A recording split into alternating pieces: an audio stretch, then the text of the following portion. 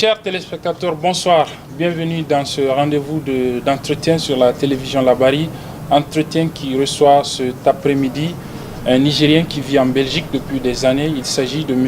Kabirou Marou. M. Kabirou Marou est professeur en sciences sociales. M. Kabirou, bonsoir. Bonsoir. Merci d'avoir accepté l'invitation de la télévision Labari pour parler un peu de ce que vous faites là-bas en Belgique, mais aussi de ce pourquoi vous êtes venu dans notre pays ici au Niger, dans votre pays également. Alors, vous êtes donc là au Niger depuis quelques temps. Vous êtes un invité spécial, on va dire, du comité chargé de l'organisation de la fête tournante du 18 décembre, la 60e édition donc, de la célébration de cette fête nationale qui a eu lieu à Zender, puisque c'est tournant depuis quelques années. On l'a appelé communément Zender Savoie. Vous êtes un invité spécial de ce comité d'organisation de cette fête Zender Savoie 2018. Vous avez été à Zender pendant toute la durée de cette fête. Dites-nous comment vous avez vécu cette fête, comment elle s'est passée, comment vous l'avez trouvée, l'ambiance et puis tout ce qu'il y a eu dans le cadre de ces festivités du 18 décembre 2018 à Zender. Voilà, d'abord je profite pour vous remercier en tout cas de l'intérêt que vous avez porté sur ma présence ici au Niger, mon pays d'origine. Et effectivement, pour la première question, j'ai eu l'honneur d'être invité par son Excellence l'ambassadeur Mansour pour participer à cette fête tournante Zender Savoie. Et du reste, depuis que je suis parti à l'étranger, c'est pour la première fois que je participe à un tel événement. J'ai eu l'occasion de participer à ces événements, qui s'est passé à l'époque à Niamey. Et là, j'ai trouvé en cette initiative, en tout cas, quelque chose qui réunit, en tout cas, le pays. Je peux dire que c'est le pays en miniature qui se déplace d'une région à une autre. Et j'ai découvert, en l'occurrence, la présence de l'ensemble de la population du Niger à Zender, et dans la capitale de Damagaran, mais aussi les invités que le président de la République a eu. Et un autre constat que je fais aussi, c'est que cette fête tournante permet à ce que les régions puissent bénéficier des infrastructures sociales, des infrastructures artistiques, culturelles, et ainsi de suite. Et ça m'a permis de voir que la face de Zender a changé à travers les réalisations que j'ai dû voir. J'ai dû voir aussi une certaine unité autour de cette fête, de cette organisation, parce que c'est toutes les délégations de l'ensemble du pays, de 8 régions qui se présentent, dont la 9e région qui est la diaspora. Je ne suis pas le seul membre de la diaspora. En Belgique, nous sommes 2, mais il y a beaucoup d'autres compatriotes venus de différents pays du monde. Et la seule chose que je constate, malheureusement, cette année, je ne sais pas si les autres années c'est la même chose, je participais à un défilé militaire. J'aurais voulu que je constate en tout cas les autres richesses culturelles du pays. Peut-être ça a été préparé dans le contexte que nous connaissons actuellement pour démontrer la force militaire que le pays possède, mais aussi le fait de l'absence des acteurs de la société civile, de manière générale, en tout cas peut-être pensantes de la société civile, je ne les ai pas vus, mais aussi de l'ensemble de la classe politique, l'opposition et la majorité. J'aurais voulu que cette fête soit une fête de retrouvailles, qu'on mette un temps soit peu, en tout cas, toutes nos divergences, toutes nos différences, pour se retrouver, pour fêter, parce que c'est une fête de la République. Ok, mais de façon particulière, qu'est-ce qui vous a marqué dans ce Zender Savoie de 2018? Qu'est-ce qui vous, venant de l'extérieur, on va dire, parce que ça fait quelques années que vous n'êtes pas retourné à Zender, c'est vrai, vous avez dit que le visage de la région a changé, mais est-ce qu'il y a un fait ou un événement particulier dans le cadre de l'organisation de cette fête qui vous a marqué et que vous retiendrez? Mais moi j'ai appris lorsque je suis, du moins à travers les médias, lorsqu'il y a eu la construction du marché d'Olé, ça a été une difficulté énorme pour les autorités régionales et aussi au niveau central. Et il y a une certaine réticence et même un certain rejet de cette réalisation. Mais quand je vois les voix qui ont été en tout cas construite, dégagée, où on a dégagé des gens qui occupaient des places de manière pacifique. Il n'y a pas eu de problème par rapport à ce qu'on a vécu. Lorsqu'on voit que, toujours je reviens sur les infrastructures, l'aéroport national qui était un peu délaissé, l'aéroport régional, j'allais dire, qui était un peu délaissé, a retrouvé son blason et a même eu le titre de l'aéroport international. Je pense que c'est un fait important dans le cadre de l'économie de la région. Et nous avons aussi d'autres réalisations qui sont en cours et notamment un plan de 3 ans d'investissement. Et je pense que c'est quelque chose de très important. Et quand je vois ce qui m'a marqué le plus, c'est l'unité au sein de cette activité. Il y a eu vraiment une certaine mobilisation de la région. Vous connaissez bien la région ressortissant. C'est une région qui a un esprit d'accueil, donc hospitalité légendaire qu'on connaît. Et cela a été renforcé encore plus à cause de cet événement. Et ça m'a permis de dire que l'unité nationale est possible. Au Niger, il faut seulement que toutes les couches sociales puissent se mettre au cela. Mais vous le dites, sauf qu'il y avait un ancien président de la République, originaire de Zender, qu'on n'a pas vu dans ces festivités. Tout à fait. Je n'ai pas voulu le cibler lui-même de manière particulière, mais j'ai ciblé l'ensemble de l'opposition. Et effectivement, comme vous avez cité déjà son titre, son nom, et ça m'a beaucoup frappé, le fait qu'il est de Birni comme moi et qu'il soit absent à cette fête. Vous avez compris ça ou... Je n'ai pas compris, non. Non, moi je condamne cela. Je pense que pour une question de...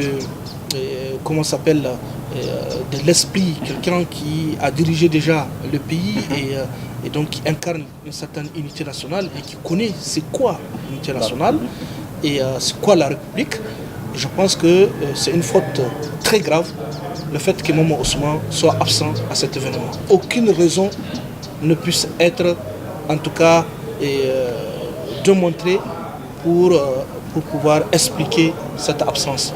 J'ai entendu une raison soi-disant qu'il n'a pas participé aux autres fêtes et que celle-là, il n'a pas participé parce que tout simplement il n'a pas participé aux autres. Mais en plus, c'est sa région. Et donc alors il aurait dû en tout cas être à la hauteur. Aujourd'hui, nous sommes en train d'aller au final de la lutte nationale. Nous avons vu à travers le petit écran de la télévision le président Seni Oumarou est présent dans sa région. On va me dire que le président Seni Oumarou est de la majorité, mais je pense qu'il faut aller au-delà de ces idées lorsqu'il s'agit partisan, lorsqu'il s'agit de la question qui nous unit, la question qui fait même notre identité nationale. Il s'agit de la République. Sans cette proclamation, notre pays ne serait pas indépendant, notre pays ne serait pas démocratique pour qu'il y ait des partis politiques. Voilà, mais est-ce que son absence a quelque peu entaché cette fête? Elle n'a pas entaché cette fête, mais il a laissé un cachet quand même. Voilà. Alors, Kabir, je disais donc que vous êtes un professeur en sciences sociales. Vous êtes également un acteur de la société civile, puisque vous avez été à l'origine de plusieurs structures, des ONG, des associations de la société civile. La plus connue, on va dire, c'est l'association Jeunesse Solidarité. Alors, et vous êtes depuis bien longtemps dans la diaspora, en Belgique particulièrement. Est-ce que c'est prétentieux aujourd'hui de vous dire comment se porte la diaspora nigérienne en Belgique? Je vais être très humble par rapport à cette question. Je ne suis pas un représentant, on peut dire, officiel de la diaspora en Belgique. Je suis un élément et je ne fais pas partie des anciens de la diaspora. Mais la question de la société civile, comme vous avez dit, c'est un combat que je menais ici et que je mène actuellement là-bas.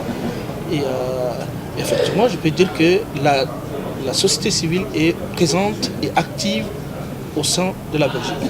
Et la diaspora nigérienne de façon générale, comment elle se porte là-bas, comment elle vit en Belgique de façon générale? Donc, je peux dire que la diaspora nigérienne, elle est citée comme étant une diaspora responsable, solidaire et respectée. Elle a le sens de responsabilité parce qu'elle respecte les lois et règlements de son pays d'accueil et aussi elle s'intègre. Et je peux dire que le fait de s'intégrer lui amène forcément à avoir des engagements sociétals, en tout cas au sein du pays d'accueil. Kabirou, vous avez été également, on va dire, membre fondateur ou sinon le président du comité de mise en place du Haut Conseil des Nigériens à l'extérieur, la section Belgique, donc puisque c'est en Belgique que vous vivez. Comment vous avez réussi, on va dire, cette mission, puisque on entend parler, ça a été plus ou moins un succès, c'est bien cela? Tout à fait, mais cela s'explique à travers plusieurs éléments. Il est vrai que la question de la mise en place du Haut Conseil des Nigériens de l'extérieur section de Belgique a été un débat en Belgique parce que 10 ans après sa création par un décret présidentiel, la Belgique n'a pas réussi à mettre en place en tout cas sa structure fédératrice. Alors que les autres pays, même en dehors de l'Europe, ont essayé de mettre en place cela. Et il faut se dire aussi qu'il y a eu plusieurs autorités consulaires qui se sont succédées, qui n'ont pas réussi ces paris. Donc il a fallu en tout cas les autorités actuelles, notamment à sa tête son Excellence M. Ousmane Abba, qui est l'ambassadeur en tout cas du Niger en Belgique, qui a réussi en tout cas à mettre en place un comité. Un comité qui a réuni toutes les couches, en tout cas sociales, et aussi toutes les associations des Nigériens à travers la Belgique. Et le fait que le choix des hommes et des femmes qui ont animé ce comité a été en tout cas précis et a été, je peux dire, très exceptionnel, a permis que cette mission ait un succès. Et ces personnes qui ont animé ce comité ont mis en tout cas la transparence comme étant l'objectif de leur mission. Et c'est ce qui a manqué dans le passé. Le fait que tout le monde était présent et que toutes les décisions sont prises, sont préparées avec l'ensemble des acteurs en présence et diffusées, communiquées à l'ensemble des Nigériens vivant en Belgique, ça a permis en tout cas ce succès. Et je remercie de passage en tout cas tous mes collaborateurs et tous ceux qui ont contribué d'une manière ou d'une autre à la réalisation de notre travail, comme vous avez dit, qui a été un succès. Ok. Alors aujourd'hui, comment cette section belge du Haut Conseil des Nigériens à l'extérieur, comment elle travaille, comment se passe le travail aujourd'hui? Ok, il ne me revient pas en tant que président du comité de mise en place de cette commission de commenter ou de présenter un bilan de ces actions. Il y a le président qui est là, Issa Bassirou, qui est mieux placé pour le faire. Mais je dirais que nous, notre mission a été de mettre en place ce comité et de rendre le flambeau. Et nous avons eu la présence des représentants du ministère des Affaires étrangères qui ont fait le déplacement pour sa mise en place officielle. Et donc, je pense que c'est à eux de faire le bilan de leur réalisation. Vous avez plusieurs casquettes, puisqu'il n'y a pas très longtemps, en octobre 2018, vous avez été investi par un parti politique belge, le Centre démocratique humanitaire, comme son candidat aux élections communales belges au titre de la ville de Liège. Parlez-nous un peu de cette expérience. Je peux dire que c'est un plaisir pour moi de pouvoir participer à ces élections qui ont un enjeu particulièrement important au sein de l'échiquier politique belge, parce qu'il s'agit d'élections de base, d'élections communales. Et je remercie en tout cas le parti qui m'a fait confiance et l'ensemble de mes concitoyens belges qui ont porté en tout cas leur main forte pour que cette expérience soit une réalité. Mais du reste, je dirais, comme tout à l'heure, j'ai expliqué que la diaspora du Niger en Belgique, la diaspora donc nigérienne en Belgique s'intègre. Et c'est une preuve, en tout cas tangible, que nous avons cette acceptation et nous sommes intégrés pour participer donc, à la gestion politique du pays. Mais cette expérience, ça m'a donné une réflexion. Ça m'a donné à réfléchir sur le comportement, je vais dire, la gestion que nos pays africains, et particulièrement le Niger, fait de personnes d'origine étrangère. Et je donne un exemple. Lorsque en 1999, Tandja Mamadou était candidat aux élections présidentielles, ses opposants parlaient du caractère étranger de sa personne. Que c'est un étranger, il ne faut pas voter pour lui.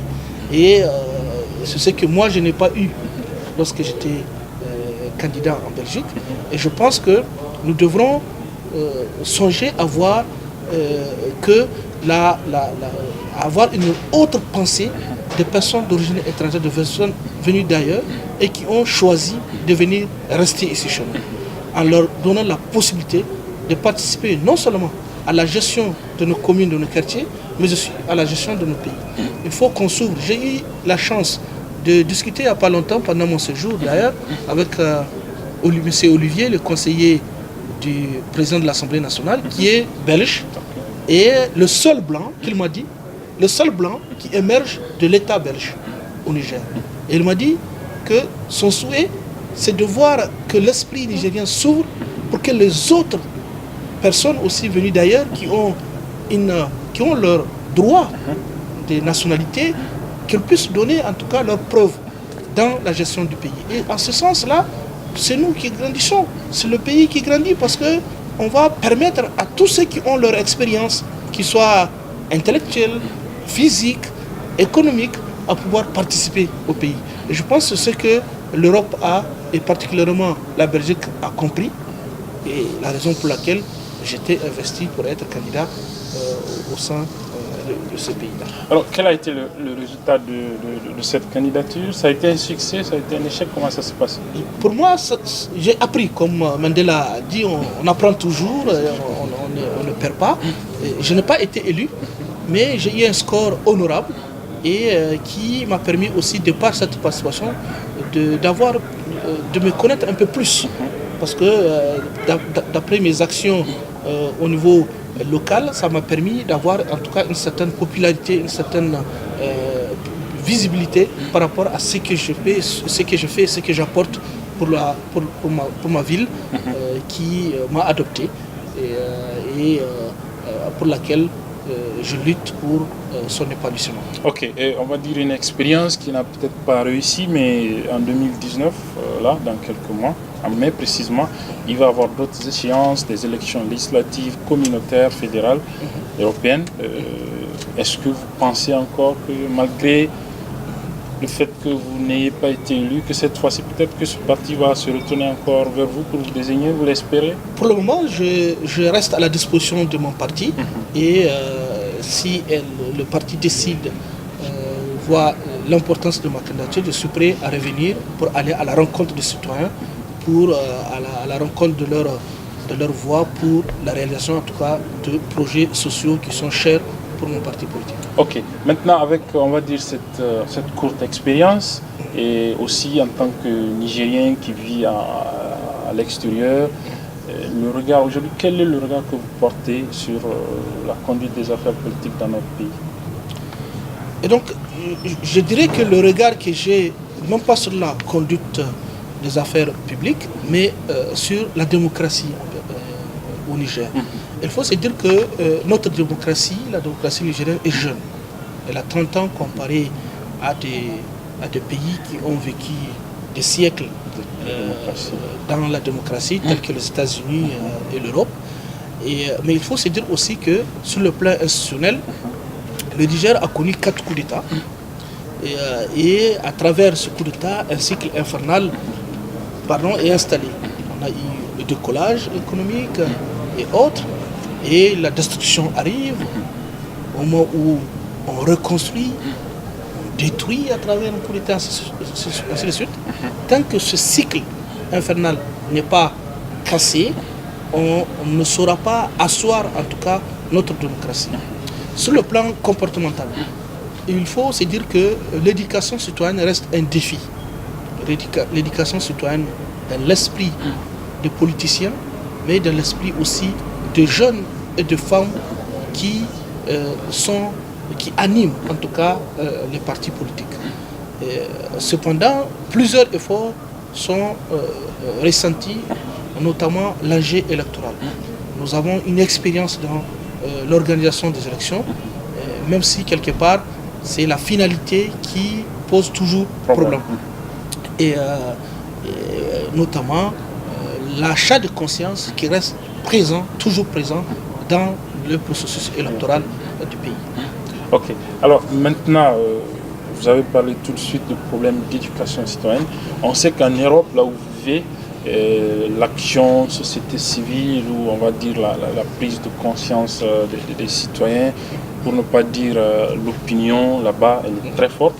Alors si vous devez comparer les actions de la société civile là-bas en Europe, en Belgique particulièrement là où vous êtes, et à celles qui se passent ici chez nous au Niger, les actions de la société civile pour l'éveil des consciences, pour une meilleure gouvernance finalement on va dire, si vous devez les comparer, quelle va être cette comparaison? Donc moi je dis que dans la comparaison c'est de faire attention de ne pas comparer des choses qui sont incomparables. Mais en ce qui concerne la société civile, il faut souligner que ce soit au sud et au nord, ils ont le même combat. C'est un peu plus d'action là où l'État et les institutions publiques sont absentes. Donc les acteurs de la société civile sont des actionnaires complémentaires par rapport aux actions publiques, mais aussi ils font des actions de sauvegarde des acquis démocratiques. Là où le bas blesse, c'est le manque de l'appui de l'État, notamment quand je prends le financement public des ONG associations. Au nord, lorsqu'une association est créée, elle n'attend pas de l'argent de l'extérieur pour développer ses actions. Déjà, lorsqu'une association est créée, elle doit choisir un axe d'intervention qui n'est pas contraire aux orientations du pays, du pouvoir public. Et alors, le système est tellement bien pensé, de telle sorte qu'il n'y a pas une influence de l'extérieur qui va venir financer des actions qui sont à l'encontre des actions de la société civile, des actions publiques. Or, ici, au sud, c'est le contraire. Dès que quelqu'un crée une association ONG, il ne pense pas déjà à aller compléter les actions gouvernementales. Il pense à avoir de l'argent de l'extérieur. Et on reste dans ce piège-là, de telle sorte que 1000 associations sont créées, mais peu ont d'action, peu ont des relations avec le pouvoir public. Et dans ces cadres-là, et je veux même être un des acteurs de plaidoyer pour le pouvoir public, pour que lorsque on repense la conception du budget national, qu'on puisse prévoir des enveloppes budgétaires dans différents ministères avec les actions des acteurs associés. Et cela peut éviter ce qu'on a connu et ce qu'on est en train de connaître. Si vous criez fort contre l'État, on vous ferme le robinet parce qu'on va dire que vous êtes de l'opposition. Et même si vous faites des actions complémentaires par rapport au public, on va vous empêcher de financement, on va vous empêcher de réaliser vos projets. Et de l'autre sens, lorsque vous louez l'action du gouvernement, vous êtes soutenu et accompagné. Et donc, il faut que les acteurs de la société civile puissent avoir en tout cas leur rôle dans les cadres des actions publiques. L'autre aspect que je voudrais un peu souligner, c'est le manque de rigueur lorsqu'il s'agit des organisations de marches ou de manifestations, lorsque parmi les organisateurs, il y a ceux qui sont là pour casser soit les acquis démocratiques ou les acquis en tout cas publics, ou des gens qui sont là pour saboter. Nous prenons l'exemple le gilet jaune qu'on a connu récemment en France, il y a eu des casseurs qui ont décidé d'aller casser. Mais lorsque les autorités judiciaires se sont saisies de l'affaire, ils ont fait une déclaration, ils ont annoncé un millier de personnes qui ont été arrêtées pour faire des casses. Il n'y a eu jamais un gilet jaune qui s'est levé pour dire que avant toute négociation, libérez-nous, les casseurs, ce sont nos amis. Mais c'est ce qui se passe ici, au Niger et un peu partout en Afrique. Il faut que quelque part, qu'on puisse être contre les casseurs, parce que les casseurs ne nous aident pas à nous développer et à vraiment mutualiser les ressources, déjà le peu de ressources que nous avons. Un autre exemple que j'ai découvert tout récemment à Bruxelles, il y a eu une marche l'année passée, les syndicats se sont regroupés pour aller au siège du parti au pouvoir, pour brûler, pour casser en tout cas du matériel à l'intérieur. Mais tout récemment, le juge a décidé que ce sont ces institutions syndicales qui doivent payer cela. Et faites ça ici au Niger, vous allez voir qu'il y a tout un problème que cela peut poser. Donc quelque part, ça manque ce rigueur-là dans la responsabilité des acteurs de la société civile pour qu'ils puissent se démarquer de ces personnes qui sont là pour casser ce qui nous appartient. Parce que dans tous les cas, quand on casse, ce sont les mêmes maigres ressources que nous avons qu'on va aller utiliser pour le réparer. Donc c'est quelque chose qu'il faut faire très attention par rapport à ça. Ok. Alors quelle pourrait être, votre lecture de la politique sociale nigérienne et peut-être aussi des remarques? Effectivement, et je pense que qui dit politique sociale dit des axes majeurs dans le cadre des secteurs sociaux de base, alimentation, éducation, santé, hygiène, assainissement. Mais quand on constate les réalisations qu'on fait ici au Niger, le plus souvent, on se base sur les infrastructures sociales, sur les infrastructures physiques. Mais les infrastructures humaines ne sont pas fondées, ne sont pas créées.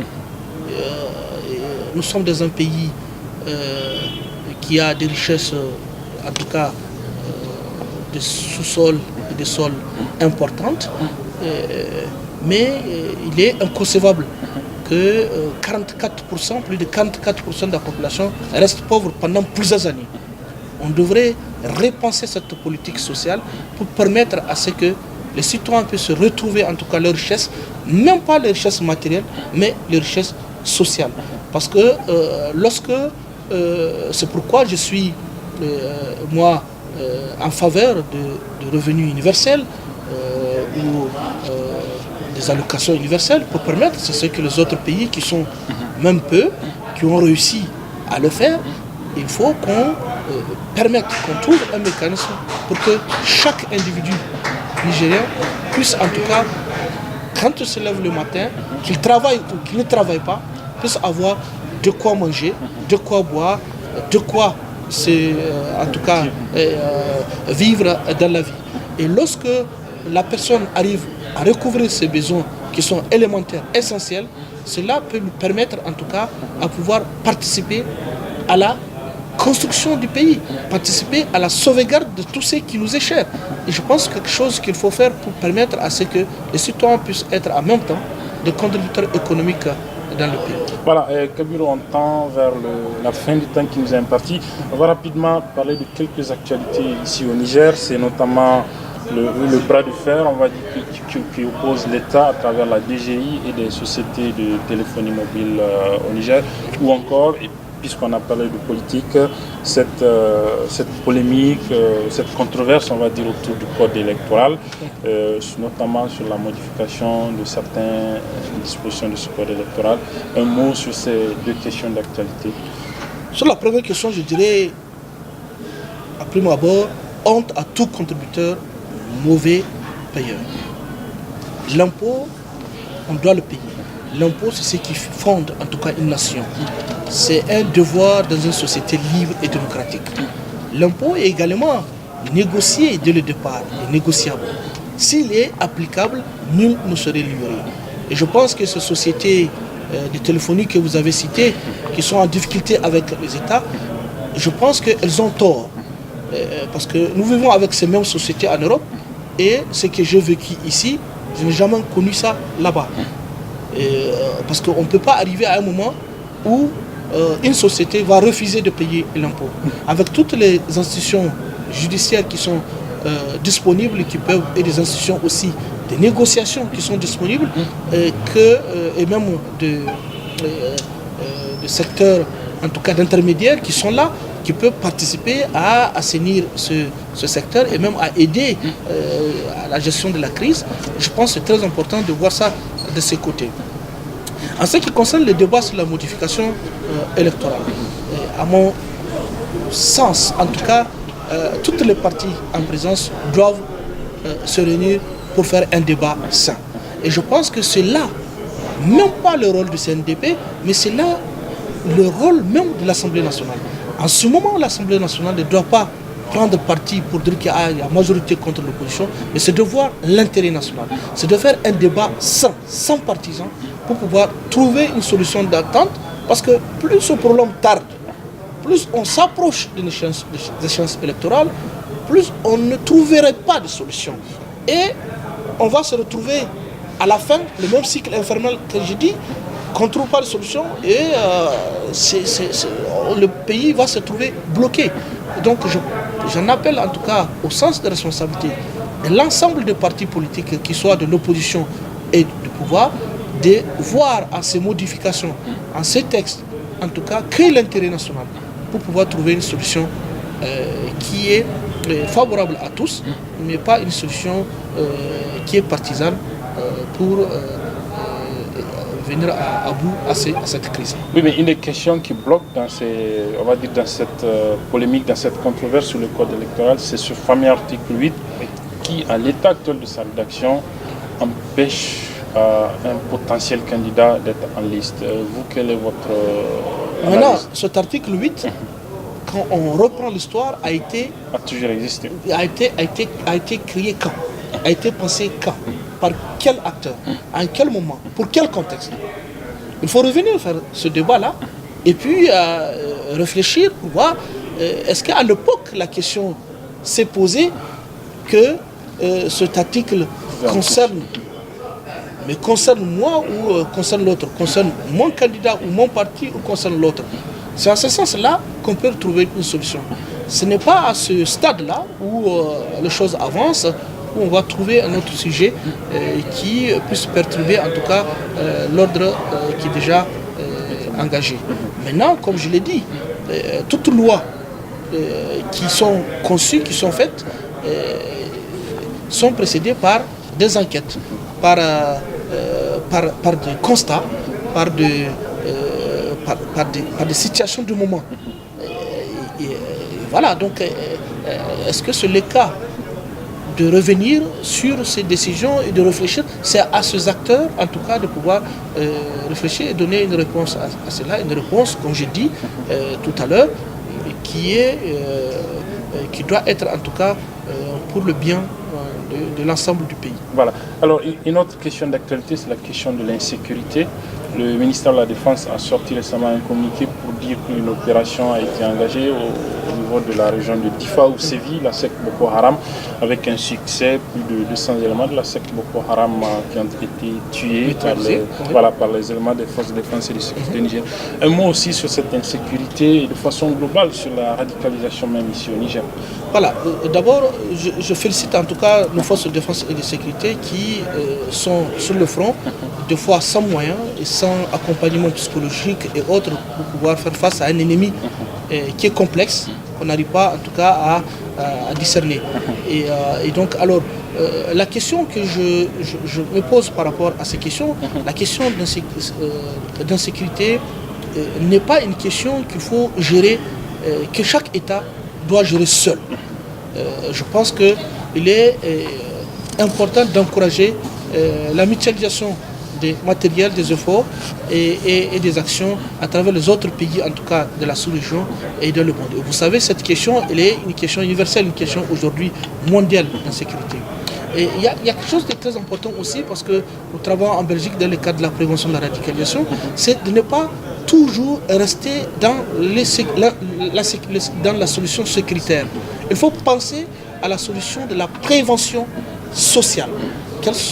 poser des questions avec les acteurs sociaux. Quels sont les mobiles de ces personnes qui sont-ils? Deux fois, on a en tout cas leur identité, ainsi de suite. Et qu'est-ce qui le pousse à aller emprunter cette voie, aller agresser leur pays ou même agresser leur continent?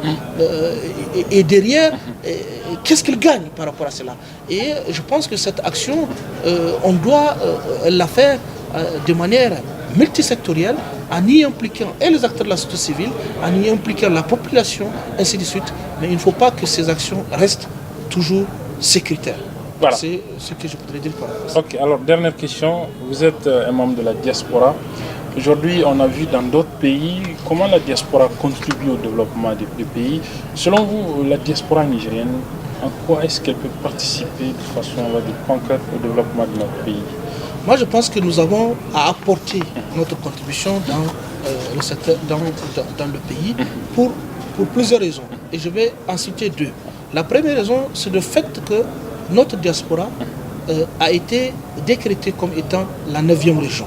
Donc, ce qui veut dire quelque part, on voit que cette diaspora a sa place dans la marche du pays.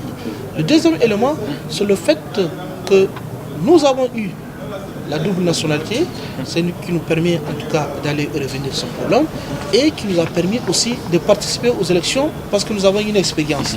Et cette diaspora, cependant, doit avoir en tout cas une place pour pouvoir apporter en tout cas ce qu'elle a apporté, et notamment les transferts de compétences. Il ne faut pas en voir uniquement quand on est à l'étranger, il n'y a que l'argent qu'on peut apporter. Quand on pose cette question, on va bloquer d'autres qui n'ont pas l'argent, mais qui ont d'autres choses, telles que leur intelligence, qui ont leur idée dans la réalisation du pays, qui ont des connaissances, et ainsi de suite. Et donc, à mon sens, la diaspora doit être, en tout cas les Nigériens qui sont à l'extérieur, doivent être des conseillers dans les actions de coopération au développement, dans les actions, dans les travaux mixtes de coopération qui se font un peu partout à l'extérieur et même ici, et aussi organiser leur participation dans l'éducation à travers l'enseignement, à travers l'accompagnement dans les écoles, ainsi de suite. Et je pense que nous avons des expériences acquises dans nos pays d'accueil que nous sommes fiers de transmettre. Quelque part, il faut qu'on nous donne ce cadre-là pour pouvoir le faire. Voilà, merci professeur Kabiru Umaru. Je vous remercie. Je rappelle donc que vous êtes nigérien vivant en Belgique, en Europe, donc depuis quelques années. Le professeur Kabiru est un acteur de la société civile, fondateur de l'association Jeunesse Solidarité et de plusieurs autres réseaux et ONG et d'associations. Il vit donc en Belgique. Il a été à ce titre le président du comité de mise en place du Haut Conseil des Nigériens de l'extérieur, la section belge notamment. Il était également un ancien candidat, et c'est récent d'ailleurs, au conseil communal de la ville de Liège, la ville dans laquelle il vit donc en Belgique. Il est actuellement le coordinateur du projet chez plusieurs associations en Belgique. Le professeur Kabiru a été un invité spécial du comité chargé de l'organisation de la fête tournante du 18 décembre 2018, Zender Sabois.